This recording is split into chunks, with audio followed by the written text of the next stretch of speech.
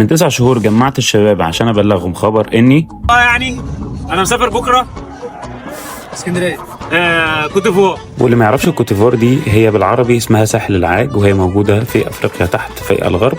ركبت الطيارة ووصلت وسكنت في الفندق وتصورت الصور الحلوة واتعودت على البلد، وكمان بدأت الشغل. في ناس كتير ما تعرفش ان انا مهندس معماري، عندي اكتر من 4 سنين خبرة. اشتغلت في السعودية وفي الكويت ودلوقتي في الكوتيفوار وكمان في لبنان. تأقلمت في حياتي، فقلت افرجكم الدنيا عاملة هنا ازاي والعيشة عاملة ازاي، وكمان ازاي تقدر تبدأ بيزنس خاص بيك هنا لو حبيت. فيه فرص كتير قوي، وكمان المناظر الطبيعية مفيش أحلى منها في البلد دي. وكمان بما اني كنت رياضي سابق، فالفورمه راحت خالص من ساعه ما جيت هنا، وانا قررت ان انا ارجع اعمل فورمه تاني، وبدات التزم واروح الجيم. اي نعم الجيم على قد حاله، شويه شويه هتتعودوا عليه، هتتعودوا على السلسله دي، بحيث ان انا اتحول من الفورمه دي وارجع فورمتي القديمه واحسن كمان. فتابعوا كل الفيديوهات الجايه عشان تشوفوا انا وصلت لايه. متنسوش تعملوا فولو ولايك وشير. مع السلامه.